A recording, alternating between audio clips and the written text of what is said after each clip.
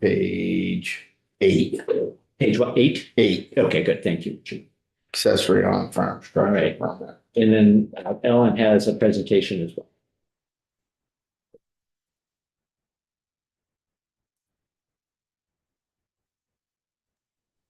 I think we've lost the audio. Can you check audio? You can't hear us? Now I can. Great. But it was silent for a minute. Okay. We're deep in thought, Patricia, and we weren't talking. It happens occasionally. All right, Ellen Tchaikovsky, Office of Legislative Counsel. So today you are looking at S323, the miscellaneous agriculture bill from the Senate. And I'm here on section 4 specifically, which is related to accessory on-farm businesses. So I have a PowerPoint for you today because while the amendment in section 4 is fairly short, there is a significant amount of context around what accessory on-farm businesses are and what the statutes related to them are. So I've included some of those in this PowerPoint in case you want to look back. We don't need to read every word on the slide, but you will recall that this committee worked almost a decade ago on 24 VSA 441211, and then more recently in 2024, you updated it. And this is a statute for municipal zoning and how municipal zoning can interact with this concept of an accessory on-farm business. So this is the statute where a lot of the concepts that you're going to see in S323 live. 2 years ago in Act 181, you made a couple of amendments to what an accessory on-farm business is and how they are regulated, both for municipal zoning and then also for purposes of Act 250, which is what is in S323. So broadly, there are 2 categories of types of accessory on-farm businesses. They're on this slide under subsection A and 1 and 2. They are storage, preparation, processing, and sale of products from the farm. And then the other category are educational, recreational, social events, including farm stays on the farm. So there is the sale and processing of products grown on a farm, which may include a farm stand. And then there's this other type of accessory on-farm business regarding events or farm stays. There's some terms in here that are going to come up, including farther down on this page, qualifying product. So this is what is often discussed as part of the metric for determining an accessory on-farm business is what is the qualifying product that the farm is raising or growing. And so currently in 4412, qualifying product is an agricultural, horticultural, viticultural, or dairy commodity or maple syrup, livestock, poultry fish or product thereof, product of poultry, bees, and orchard or fiber crops, commodity otherwise grown or raised on a farm, or a product manufactured on one or more farms from commodities wholly grown or raised on one or more farms. So none of this is changing in S323. The statute continues to go on, but still none of this is what is changing. In Act 181, prior to Act 181 in 2024, that concept of accessory on-farm business lived in Title 24 and was only related to zoning. Towns were not allowed to prohibit accessory on-farm businesses. They were only allowed to do site plan review, which is the basic level of review regarding signage, parking, lighting. But in Act 181, you created this exemption for accessory on-farm businesses that lives here in 10 VSA 6081. And this is an Act 250 specific statute. So it has 3 sentences, this exemption. First, no permit or permit amendment is required for an accessory on-farm business that is for the storage or sale of the qualifying products and the other eligible enumerated products in 4412. So I forgot to mention, one of the amendments you made in 2024 for the accessory on-farm businesses is now that they are also allowed to sell, in addition to products grown or raised on the farm, merch, yes, and baked goods. Yes. So if you see under A subdivision 1, including merchandise, apparel that features the accessory on-farm business or the sale of bread or baked goods. So you made that amendment in 2024. And that appears in the exception or in the exemption that is used in Act 250.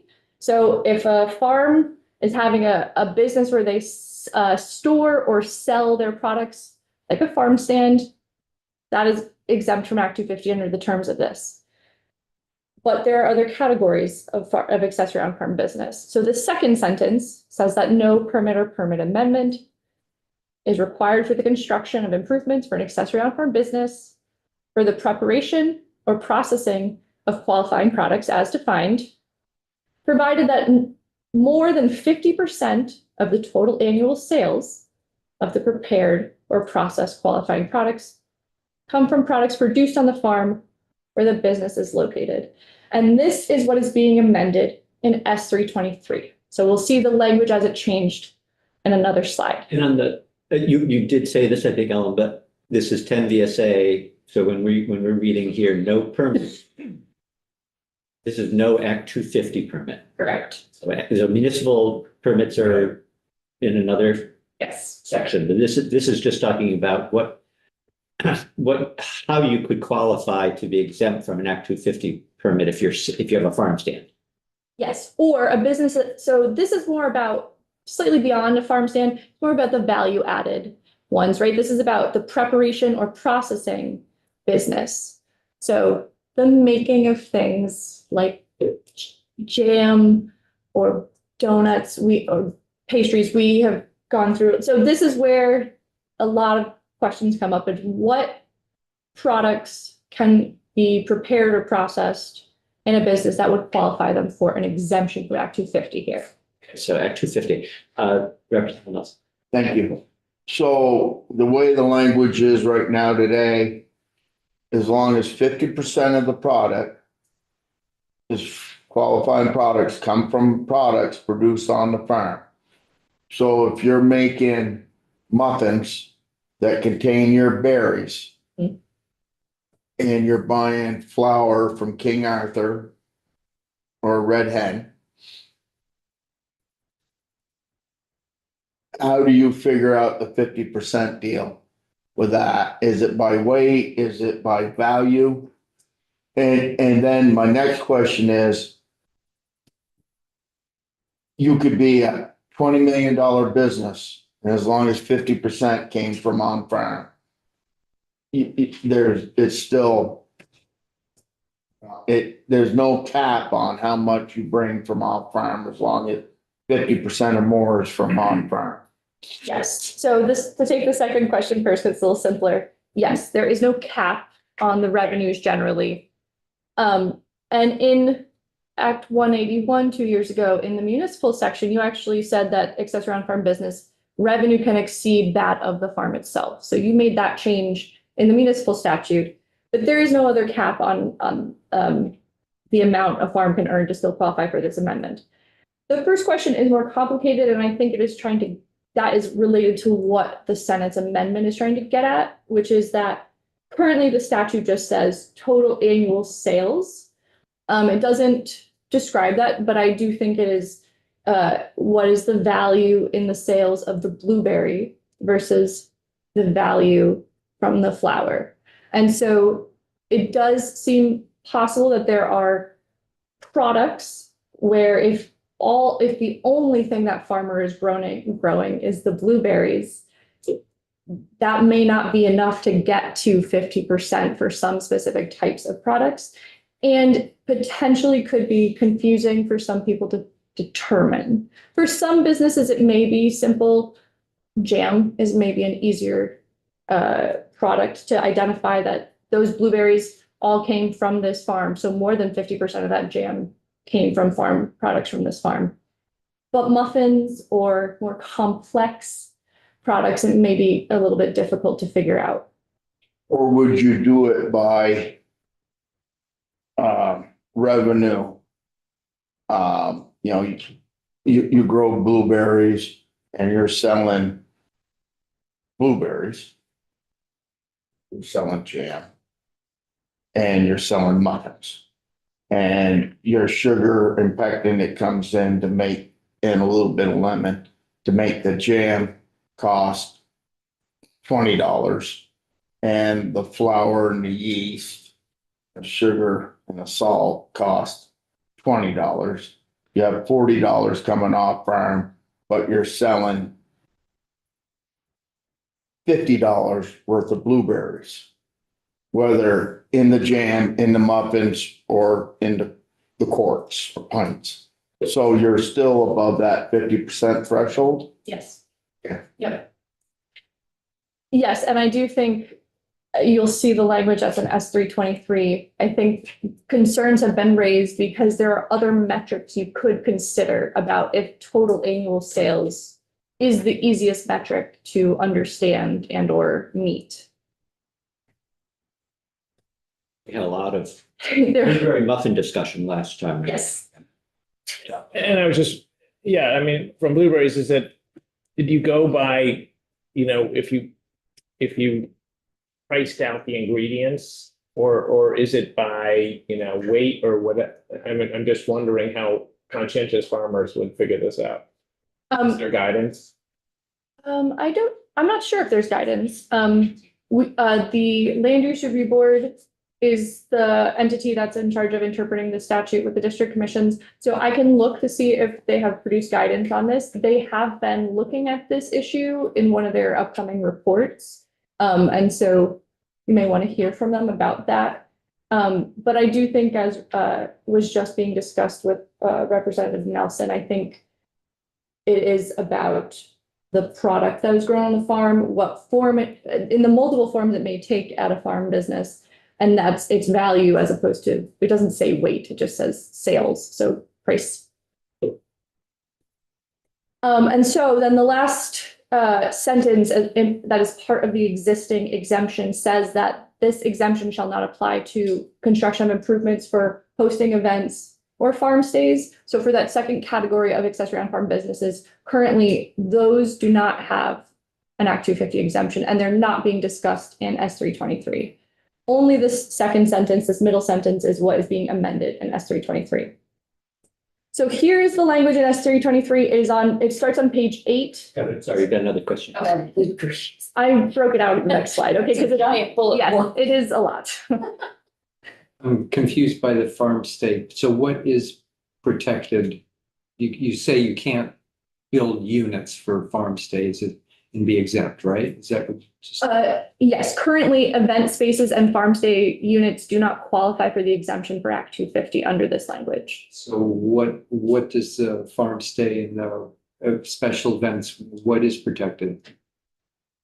So under earlier in my slideshow back on Regulation of the use of the property, but not the construction. Is that what that? Currently, only the language regarding the municipal regulation applies to those. So a municipality will not be able to use their zoning to prohibit the farm events or farm stays. They can only apply site plan review to those types of construction improvements. For Act 250 purposes, whether or not an event or a farm stay would trigger Act 250 jurisdiction is highly fact dependent. So they may or may not require an Act 250 permit, which would default to what are the other Act 250 jurisdictional triggers, including number of units built or the size of the parcel. That the third bullet there was added, not in our committee. So we spent a lot of time 2 years ago working on accessory on farm business, and it did result in some changes in what became Act 181. And I think the Environment Committee added that third bullet just in an attempt to just be sure that everybody understood that what was being proposed here was only for what it's for and not for events. And then I believe there was some later some different interpretation of what the impact of that third bullet was. Is that? And I don't want to go off on a tangent here, but I'm not sure what you're talking about. Okay, all right. Other than I can tell you that Act 181 did also have in it a requirement for the Land Use Review Board to review accessory on farm businesses and other working lands businesses as part of one of their upcoming reports and make recommendations if other changes to the statute should be made. And so they are currently working on that. Yeah, good. And that was a report that we were supposed to have gotten in February, and Yes. the board asked for an extension. And it won't be, we won't be getting that report this session. It won't be, unfortunately, until after we're done. But I think that's something to be thinking about as we think about changing this language now. But okay, I won't go off on a tangent. That's John. I want to try my question again. Yeah. Is John? Go ahead. Go ahead, John. So if you wanted to build a hotel for farm stays, you weren't exempt from Act 250. But if you owned a hotel on your farm and you're using it for farm stays, the municipality can't regulate how you're using it. You already have it. Is that? Yeah. And I'll just add the caveat of it may trigger the need for an Act 250 permit because the determinations are pretty site specific, I but mean, to build it, yes. right? But if it didn't, I mean, otherwise, it could cause that Act 250 if you wanted to build a structure. But if you already have it, what this does is protect you from letting you use it as the farm stay. Right? Am I being clear? Not really. I'm not sure I understood the last part, but 6001T is a specific exemption for Act 250 permits that is not related to accessory on farm businesses for farm events or farm stays. That they do not qualify for this exemption. Where's the sort of gold standard definition for accessory on farm business? Because I see it's referenced here in 24 and then it's also in 10. Are they identical or are they slightly different? There's a consistent reference to the definition on here. It's on the first slide of this slideshow. Right, but then it's also in the municipal Title 24, So that reference is this. same one. Yes. Okay, That's why I put it on the slide, so you could see it if you wanted to look at it while we were discussing it. but it started in Title 24. Correct. Okay. Yes, until Act 181, accessory on farm business was a concept that only lived in municipal zoning. Okay. So this is the amendment. I'm not going to go through the slide, but this is what is in S 323 as passed by the Senate, Section 4. It starts on page 8 and goes into page 9. So let's zoom in a little bit because it's a lot of words to look at. So the second sentence is being amended this way. No permit or permit amendment is required for the construction of improvements for an accessory on farm business for the preparation of or processing of qualified products as defined in 24 VSA 441211 A11, provided that more than 50% of the total annual sales of the prepared or processed qualifying products come from products produced on the farm where the business is located. Or, so now they're adding another choice. So no permit or permit amendment is required, provided that not more than $250,000 adjusted for inflation in total annual sales or the equivalent value of donated farm crops of the prepared or processed qualifying products come from products that are not produced on the farm where the business is located. And so it's now creating a different metric and it's providing an option. So either to be eligible for this exemption, 50%, more than 50% total annual sales come from products from that farm, or not more than $250,000 worth of sales or donated crops come from products that are not produced on that farm.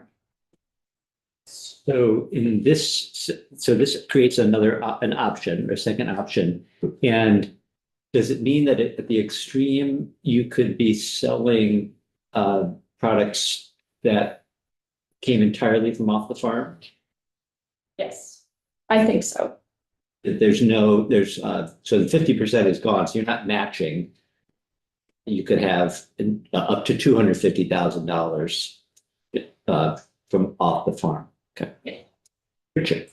So if I'm reading this correctly, if Jack wants to sell his syrup at a farm stand up in St. Albans, which is fast becoming a bedroom community for Chittenden County, he can sell his syrup, and if his syrup value is $2 million, he can still get $1,900,000 worth of Burt's apples to sell at his place. But he's over 50% his own product, Mhm. and he's 52% his product, 48% Burt's apples and cherries. There's cherries and stuff, and he can sell those at his place as well. Or as long he isn't more than 200, or. So it's not and, it's or. So you have two different metrics to measure by. Yes. That clarifies the problem I had. Thank you. That's good. So after all our discussion last year, it sounds like Jack could sell nothing but 250,000 of Pennsylvania peaches. Yes. Yes. Okay. Yes. And he wouldn't need an Act 250 permit Right. to do that. Yes. How old are you? How much peaches? Correct. So I just want to make sure I'm clear on this. When I was reading it to say that you could sell 50% your products, 50% somebody else's, so long as you're that amount, the 50% you're purchasing from somebody else never exceeded $250,000. Am I reading that wrong? I hope I am. That is not my understanding. However, I was not there for the discussions that the Senate had. And so I do think you can work on it and clarify the language to address the specific intent. I'm not sure if Bradley has any other information on the intent about if that was.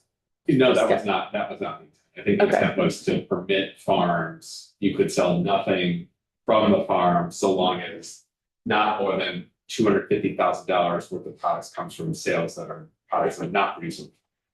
Because it says or instead of and. Yes. Because if it said and, it would mean that you would be capped at $250,000 regardless. Yes. You're comfortable. By sales, we're talking about retail sales from your farm to the consumer, right? That's what sales means. Yes. And this is on a farm, so we're only talking about farms. And we're only talking about Act 250 permits. And we're talking about, is this a farm stand? It may be, but we are this language is specifically talking about prepared or processed. So it is the value added prong of this. So it could be more than just a farm stand. It could be a facility that makes jam or muffins. Okay. Yeah. Not a factory, not quite, but a processing facility. Yes. It doesn't have any retail Yes. exposure even. Okay. Michelle? No, I'm good. And so I think the only last slide I have is that these are the other two pieces of language that are in S323. They're the two definitions that are being added related to this. So the Senate added this definition of adjusted for inflation.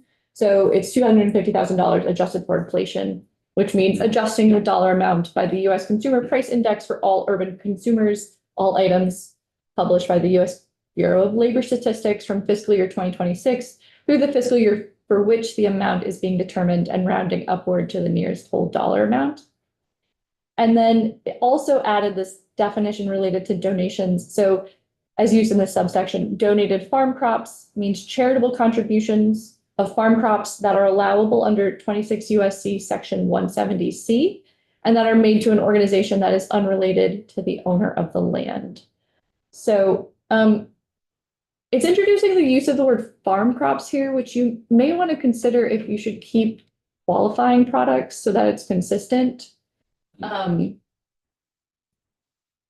because donated farm crops is not the definition that's used in 26 USC. It's just an example about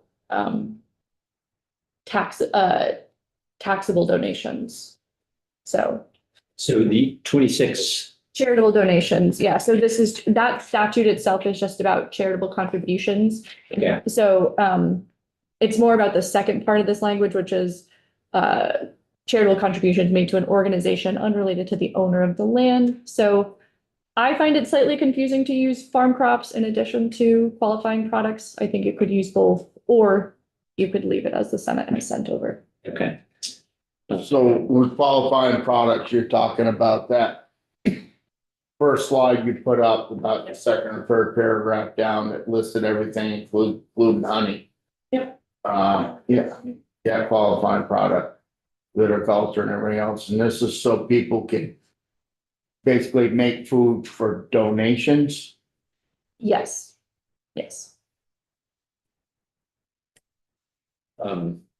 So it means, if we go back to I guess it's your slide 6, the change, so there's the 250,000 in sales or the equivalent of donated farm crops. So it's donated crops, not donated. So I'm thinking about a processing facility. Mhm.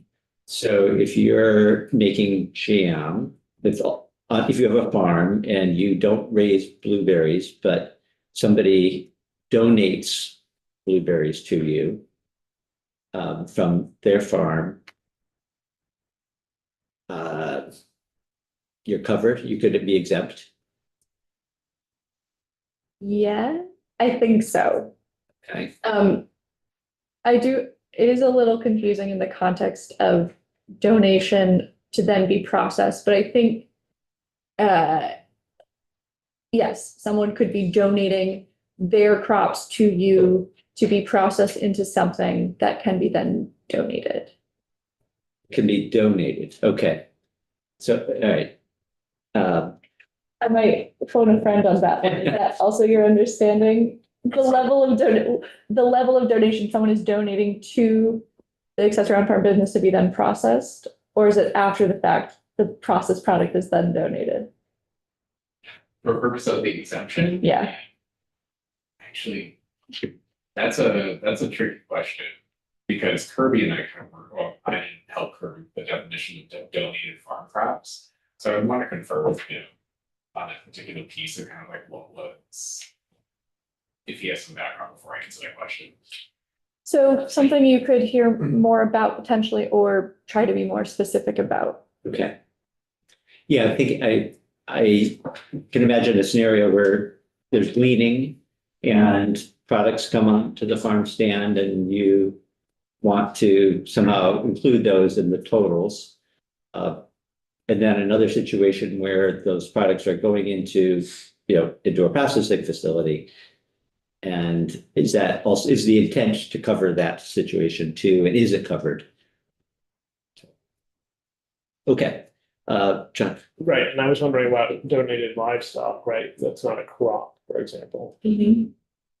Or, yeah,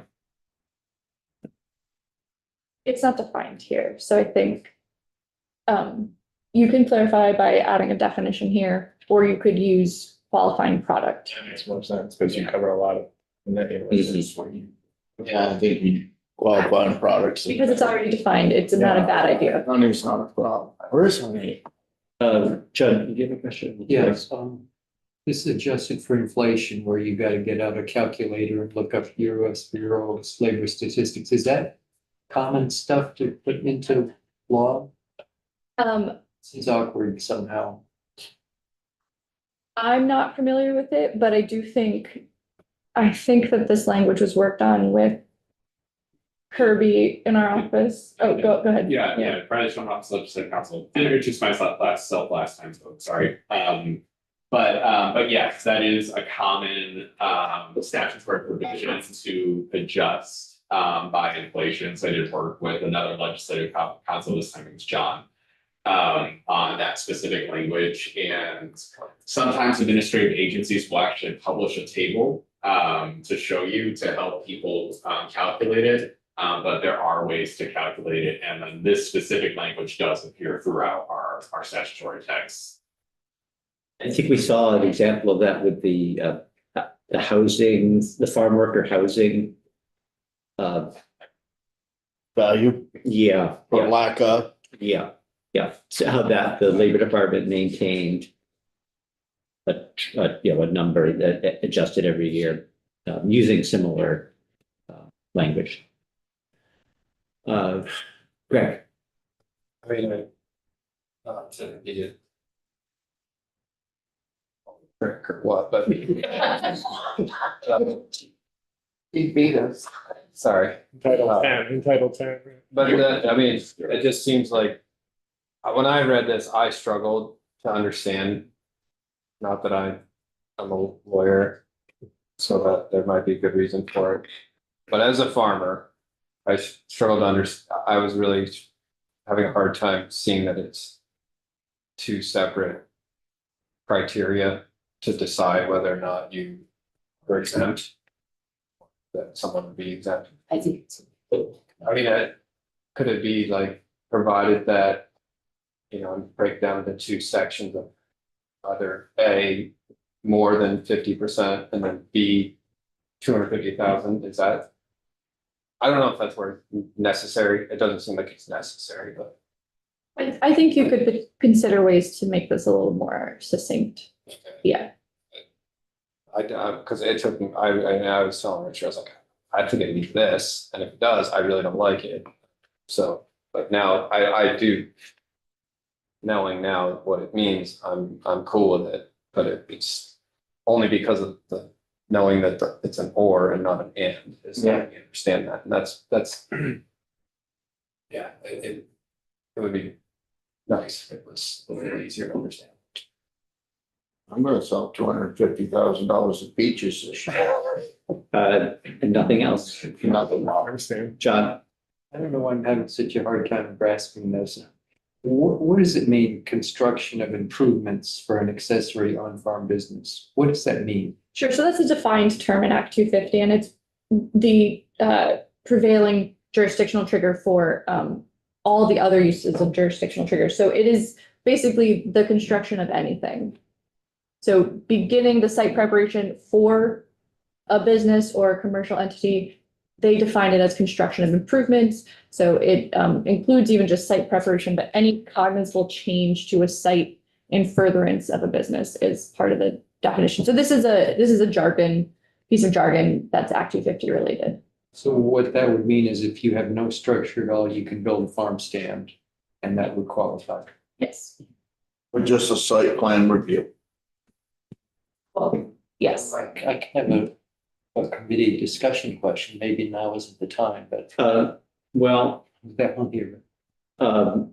Look, I guess maybe we should, before we move into committee discussion, just see whether for Ledge Council, there are any other clarifying questions about the intent or the meaning of the language here in section 4 or the background. Can services be an accessory on-farm business? I mean, are there certain agricultural services that might not be part of the farm, but that people would come onto the farm property for farm-related things like, you know, a stallion and people bring mares to our farm type of thing? Yes, and so related to what Representative Bartholomew just asked, Act 250 is a construction-based permitting statute. And so if you're not building anything for those services, you may not trigger Act 250 anyways. And so that's why that's not specifically addressed here. I think that sort of falls under the other category in the municipal zoning part about farm events and farm stays, which may or may not trigger Act 250 in part because if you don't build anything for a farm event, that wouldn't trigger Act 250 anyway. It's about once earth is being disturbed. Yes. You're in Act 250 land. Yeah. Good, okay. Any other questions? Chad? Thank you, Dave. Ellen twice during this presentation has talked about a preferred description of farm crops. And you cited how it's used in statute elsewhere. Do you want us to make a recommendation on that or? It stood out to me. And I was not there for when the Senate Agriculture Committee specifically discussed that. So I would maybe want to phone a friend again in case there was a very specific reason why that was used instead of qualifying products. Brad Shulman, I'll clutch the council in. No. No. I think that was a definition that the Senate more broadly was looking at ways to allow farmers to be eligible for certain things like the RAPs. There were some tax provisions in this bill that have been stripped out and things of that sort. And so Kirby and I worked on mostly Kirby, and I sat next to him while he was doing it. Worked on a definition of donated farm crops with the Department of Taxation.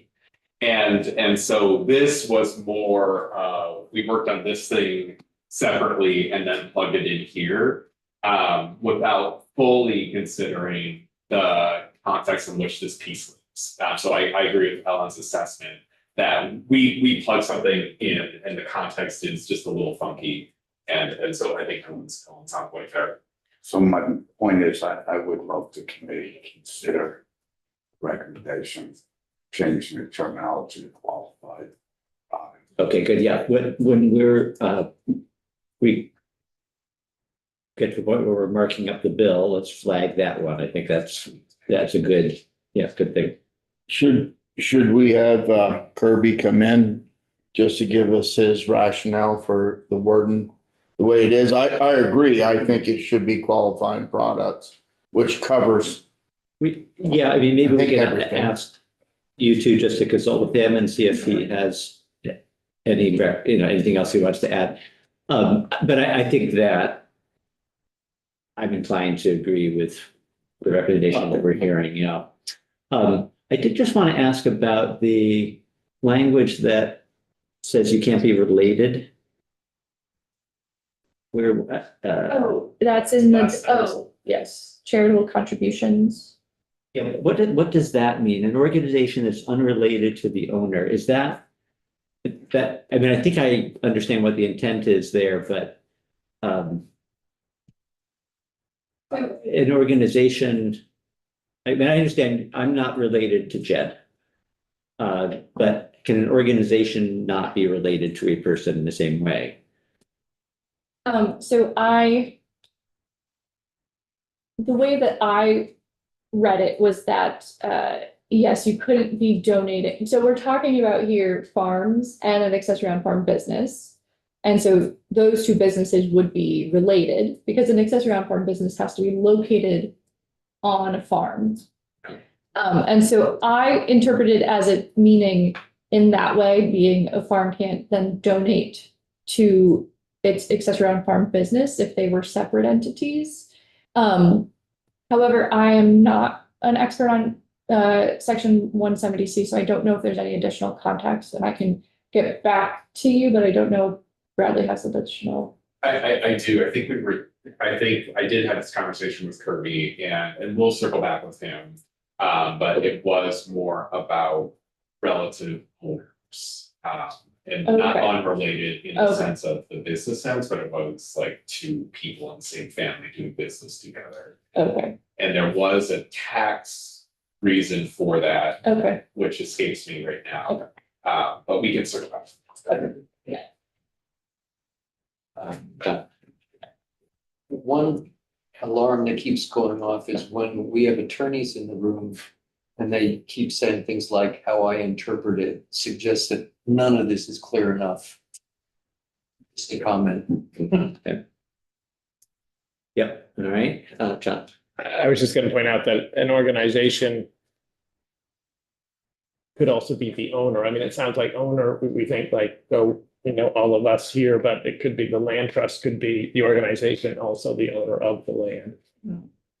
I don't know where that leaves that.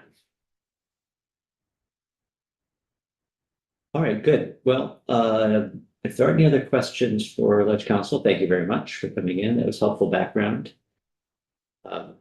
We'll dig into this a little bit more. I don't know, this was not language that came from the agency. So some of this miscellaneous bill is agency language, and this was not.